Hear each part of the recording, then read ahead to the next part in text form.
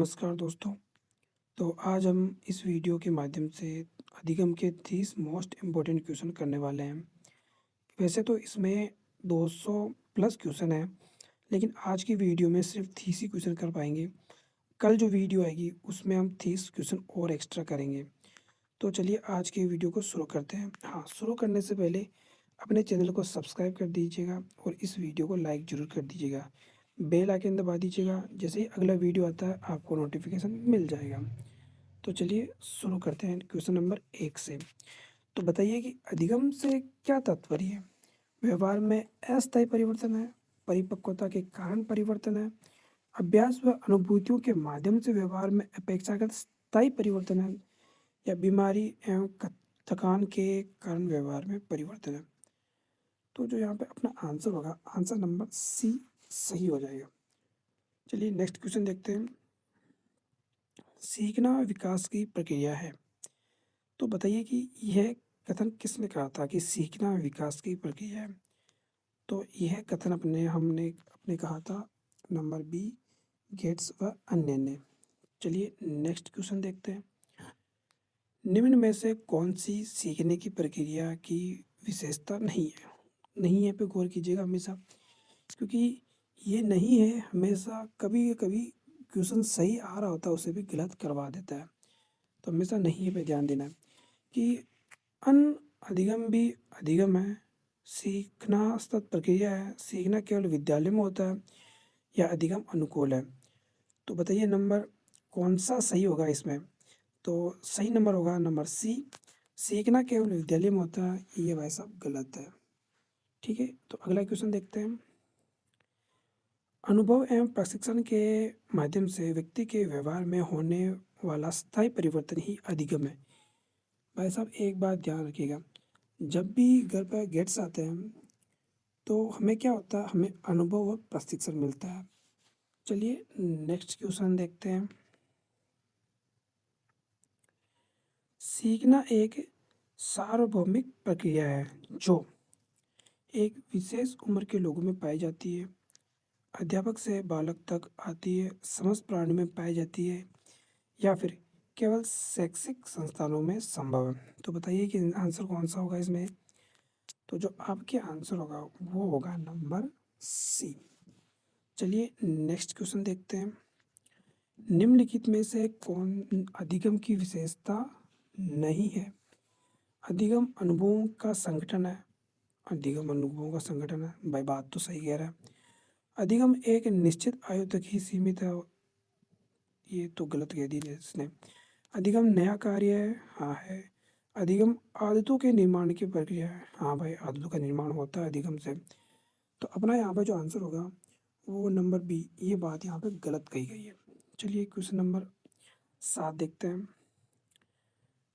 Question number 7 कहता है कि स्किनर के अनुसार अधिगम है नवीन ज्ञान, आदत एवं अभिवृत्तियों का अर्जन, व्यवहार में उत्तरोत्तर सामंजस्य की प्रक्रिया है, अनुभव व प्रशिक्षण के द्वारा व्यवहार में परिवर्तन, व्यवहार के कारण व्यवहार में परिवर्तन। तो जो यहाँ पे अपना आंसर होगा वो हो जाएगा नंबर बी। नंबर बी अपना आंसर बिल्कुल सही हो जाएगा। चलिए नेक्स्ट क्वेश्चन देखते हैं। अपना 8वां क्वेश्चन कहता है कि निम्नलिखित में से कौन सा कथन गलत है? गलत है क्या पकड़िएगा, ठीक है, क्योंकि कभी कभी ये चीज़ें बहुत क्वेश्चन सही होते हुए भी गलत करवा देती है। तो 8वें क्वेश्चन में कौन सा सही होगा? अधिगम समायोजन है, अधिगम सार्वभौमिक प्रक्रिया है, हाँ भाई सार्वभौमिक प्रक्रिया है, समायोजन भी है, अधिगम हमेशा प्रेक्षणीय अवलोकनीय होता है, ओके, अधिगम का परिणाम व्यवहार परिवर्तन होता है। तो हाँ होता है। तो अपना यहाँ पे क्वेश्चन होगा जिसका आंसर नंबर सी सही हो जाएगा, क्योंकि ये गलत बात कही है इसने। चलिए क्वेश्चन नंबर 9 देखते हैं। क्वेश्चन नंबर 9 क्या कहता है? क्वेश्चन नंबर 9 कहता है कि व्यवहार के कारण व्यवहार में परिवर्तन ही अधिगम है। देखो, व्यवहार को देख के कारण अगर व्यवहार में कोई परिवर्तन कर सकता है तो वो अपने गिलफोर्ड भाई साहब है। ये व्यवहार को देख कर व्यवहार में परिवर्तन कर लेते हैं। चलिए क्वेश्चन नंबर 10। तो क्वेश्चन नंबर 10 में लिखा हुआ है 10 में लिखा हुआ है कि कौन सा कथन अधिगम की प्रक्रिया को उचित ढंग से प्रस्तुत करता है।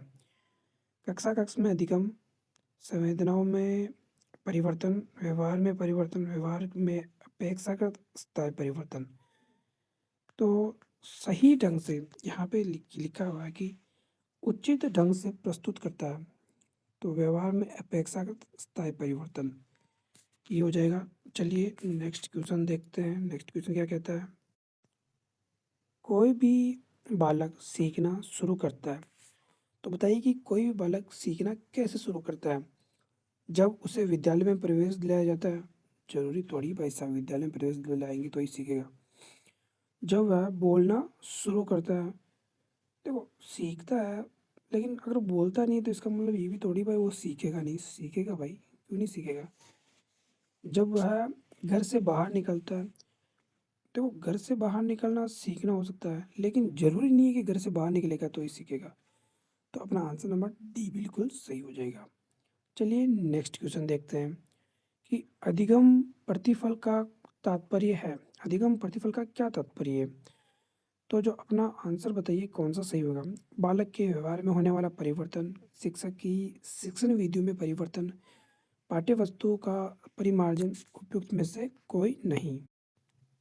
तो अपना यहाँ पे जो आंसर होगा वो आंसर नंबर ए बिल्कुल राइट होगा। बालक के व्यवहार में होने वाला परिवर्तन ही अधिगम प्रतिफल है। चलिए नेक्स्ट क्वेश्चन देखते हैं। निम्नलिखित में से कौन सा सीखने के संबंध में सही नहीं है। फिर मैं हर बार बोलता हूँ नहीं है, फिर मेरे से जोड़ रहिएगा। सीखना कुछ नया करना है, या सीखना अनुभवों का संगठन होता है, या सीखना बिना किसी उद्देश्य के भी हो सकता है, या सीखने की असफलताओं का कारण समझने की असफलता ही है। देखो भाई साहब, सीखना हमेशा उद्देश्य के साथ होता है, बिना उद्देश्य के सीखना कभी नहीं होता है। चलिए नेक्स्ट क्वेश्चन देखते हैं। निर्देशन एवं अधिगम के बीच समानता है, तो बताइए निर्देशन एवं अधिगम के बीच क्या समानता है। दोनों छात्र केंद्रित है, दोनों ही विषय वस्तु केंद्रित है, दोनों पृष्ठ पोषण एवं पाठ्य विश्लेषण पर बल देती है, उपयुक्त में से कोई नहीं। तो बताइए कौन सा आंसर बिल्कुल सही होगा। तो यहाँ पे जो आंसर होगा वो आंसर नंबर ए बिल्कुल सही हो जाएगा। चलिए नेक्स्ट क्वेश्चन की ओर चलते हैं। अच्छा अधिगम निर्भर करता है, अच्छा अधिगम किस पर निर्भर करता है। शिक्षक पर, छात्रों की सक्रिय रुचि पर, या उपयुक्त शिक्षण विधियों एवं सहायक सामग्री के उपयोग पर, या फिर उपयुक्त सभी। तो बताइए कौन सा इसमें सही होगा। देखो शिक्षक पर भी होता है, छात्र सक्रिय रूप से होगा तो भी अधिगम अच्छा होता है। उप हम सही शिक्षण विधियों का उपयोग करते हैं, उपयुक्त शिक्षण विधियों का, तो भी शिक्षण अच्छा होता है। तो जहाँ पे दो सही होता है वहाँ पे 3 नंबर डी उपयुक्त सभी में वो सही हो जाता है। चलिए नेक्स्ट क्वेश्चन देखते हैं। अधिगम के लिए सबसे महत्वपूर्ण स्थिति कौन सी होती है। कक्षा कक्ष का वातावरण है, स्पष्ट शैक्षिक उद्देश्य है, या फिर अध्यापक का संप्रेषण है, या फिर सर्वदर्शी सामग्री का उपयोग। तो बताइए कि कौन सा आंसर आपका यहाँ पे सही रहेगा। तो ये जो यहाँ पे आपका आंसर रहेगा वो नंबर ए बिल्कुल सही हो जाएगा। कक्षा कक्षा का वातावरण अधिगम के लिए सबसे महत्वपूर्ण स्थिति में है, सबसे महत्वपूर्ण है। चलिए नेक्स्ट क्वेश्चन देखते हैं। अधिगम की दृष्टि से सर्वोत्तम शिक्षण सामग्री कौन सी है। पाठ्य पुस्तक में दी हुई जो होती है वो, बाजार में उपलब्ध होती है वो, छात्र निर्मित होती है वो, या अध्यापक निर्मित होती है वो। तो बताइए कि कौन सी अधिगम की दृष्टि से सर्वोत्तम शिक्षण सामग्री है। तो जो आपके आंसर होगा वो हो जाएगा नंबर सी, छात्र निर्मित। चलिए नेक्स्ट क्वेश्चन की ओर चलते हैं। अपना नेक्स्ट क्वेश्चन ये कहता है कि अधिगम होता है, अब अधिगम क्या होता है ये पूछ रहा है। विद्यालय में, विद्यालय के बाहर, दोनों विद्यालय में एवं विद्यालय के बाहर, या केवल कक्षा कक्ष में। तो आपका जो आंसर होगा वो आंसर नंबर सी यहाँ पे बिल्कुल सही हो जाएगा। चलिए नेक्स्ट क्वेश्चन देखते हैं। अगला क्वेश्चन ये कहता है कि सहयोगी अधिगम की प्रक्रिया को बढ़ावा देने के क्रम में शिक्षक को प्रत्येक विद्यार्थी को व्यक्तिगत गृह कार्य देना चाहिए। अच्छा, शिक्षक को क्या देना चाहिए? अब सहयोगी अधिगम की प्रक्रिया को बढ़ावा देने के लिए जो देने का क्रम है उसमें शिक्षक क्या करता है? विद्यार्थी को अधिक गृह कार्य देता है, विद्यार्थी को वाद विवाद में या समूह परियोजना देनी चाहिए या उपयोग सभी। सच बताऊँ तो ये क्वेश्चन मेरे को थोड़ा अटपटा सा लग रहा है, लेकिन इसमें जो आंसर है वो मेरे को कहीं ना कहीं इसमें देखो प्रत्येक विद्यार्थी को व्यक्तिगत गृह कार्य देना चाहिए। देखो, व्यक्तिगत देना तो चाहिए, लेकिन चलो इसको छोड़। विद्यार्थी को वाद विवाद में, हाँ, विद्यार्थी को अगर उत्तर वितर्क करता है तो अधिगम अच्छा होता है। समूह परियोजनाएं देनी चाहिए, जो समूह में अगर विद्यार्थी समूह में रहेगा तो भी उसका अधिगम एक अच्छा होता है, तो दो सही है। मैं इसका नहीं लग रहा, लेकिन दो के हिसाब से मैं उपरोक्त सभी कर रहा हूँ, 19 में डी कर रहा हूँ। तो चलिए नेक्स्ट क्वेश्चन देखते हैं। अगला क्वेश्चन क्या कहता है? अगला क्वेश्चन ये कहता है कि नवीन ज्ञान की प्राप्ति होती है रटने के द्वारा। रट कर आप नया ज्ञान प्राप्त कर लोगे। ज्ञान को स्थानांतरण से, अनुभव या नवीन अर्थ ढूंढने से, या उपरोक्त में से कोई भी नहीं। देखो, उपरोक्त में से कोई भी तो नहीं होगा, ये तो नहीं होगा, कुछ ना कुछ तो होता ही है। तो यहाँ पे जो आपका आंसर होगा वो आंसर नंबर सी बिल्कुल सही हो जाएगा, अनुभव या नवीन अर्थ ढूंढने से। चलिए नेक्स्ट क्वेश्चन देखते हैं। नेक्स्ट क्वेश्चन ये कहता है कि निम्नलिखित में से कौन सा अधिगम की प्रक्रिया का परिणाम नहीं है? ज्ञान, संकल्पना, अभिव्यक्ति, परिकल्पना। ये परिकल्पना यहाँ बीच में आ गया है, परिकल्पना नहीं भाई साहब। ठीक है, अगला क्वेश्चन देखते हैं कि पुरस्कार और दंड का अनुचित प्रयोग अधिगम को बनाता है। अनुचित को ध्यान रखिएगा, उचित नहीं है, ठीक है, अनुचित है। तो यहाँ पे जो आपका आंसर होगा वो कौन सा सही होगा? प्रभावपूर्ण बनाता है, अधिक उपयोगी बनाता है। देखो, अगर यहाँ पे उचित होता ना तो प्रभावपूर्ण हो जाता, अधिगम उपयोगी हो जाता, लेकिन यहाँ लिखा हुआ है अनुचित। अगर अनुचित है तो प्रभावहीन होगा। ठीक है, तो आंसर नंबर अपना सी सही हो जाएगा। चलिए नेक्स्ट क्वेश्चन की ओर चलते हैं। कारक जो व्यवहार में स्थायी और अस्थायी के बीच परिवर्तन लाता है वो क्या होता है? तो बताइए, मानसिक थकावट होती है, बीमारी होती है, परिपक्वन होता है, या प्रशिक्षण होता है? तो यहाँ पे जो आपका आंसर होगा वो नंबर डी सही हो जाएगा। चलिए नेक्स्ट क्वेश्चन की ओर चलते हैं। अधिगम की विशेषता क्या है? अधिगम की क्या विशेषता है? अधिगम व्यवहार में परिवर्तन है, अधिगम जीवन पर्यंत सतत प्रक्रिया है, अधिगम उद्देश्यपूर्ण एवं लक्ष्य केंद्रित है, अधिगम विकल्प सही है, सॉरी सभी विकल्प सही है। तो आपका जो यहाँ पे आंसर होगा वो नंबर डी सही हो जाएगा, सभी विकल्प सही है। सही का कारण मैं बताता हूँ। अधिगम के द्वारा व्यवहार में परिवर्तन होता है, जी हाँ होता है। अधिगम जीवन पर्यंत चलने वाली प्रक्रिया, जीवन पर्यंत चलता है अधिगम, आदमी अपनी हर उम्र के अंदर सीखता है, ये भी सही है। अधिगम उद्देश्यपूर्ण, हाँ, अधिगम का एक उद्देश्य होता है और लक्ष्य केंद्रित होता है, इस हिसाब से अपना नंबर डी बिल्कुल सही हो जाएगा। चलिए नेक्स्ट क्वेश्चन की ओर चलते हैं। निम्न में से कौन सी अधिगम की विशेषता नहीं है? जोर दीजिएगा, नहीं है पर। अधिगम जीवन पर्यंत चलने वाली सतत प्रक्रिया है, अभी अभी जस्ट बताया है, जी हाँ भैया, सतत प्रक्रिया है। अधिगम एक सार्वभौमिक प्रक्रिया है, जी हाँ ये भी है, सार्वभौमिक प्रक्रिया है। अधिगम उचित समायोजन में सहायक है, जी ये भी सही है कि उचित समायोजन में सहायक है। अधिगम मात्र नवीन क्या, सॉरी मात्र क्या होता है भाई, नहीं है। अब आंसर डी बिल्कुल सही हो जाएगा। ठीक है, तो चलिए नेक्स्ट क्वेश्चन से की ओर चलते हैं। अधिगम के विभिन्न सिद्धांत व्याख्या करते हैं, सॉरी दोबारा पढ़ता हूँ। अधिगम के विभिन्न सिद्धांत व्याख्या करते हैं। अच्छा, विभिन्न सिद्धांत किसकी व्याख्या करते हैं? अधिगम के, अधिगम से संबंधित है। अधिगम के उत्पन्न एवं व्यक्त होने की प्रक्रिया का कौशल, अधिगम में बुद्धि के योगदान का संज्ञान, यह संज्ञान परक, अधिगम में व्यक्तित्व की भूमिका का, या अधिगम घटित होने में अभिप्रेरणा के महत्व का।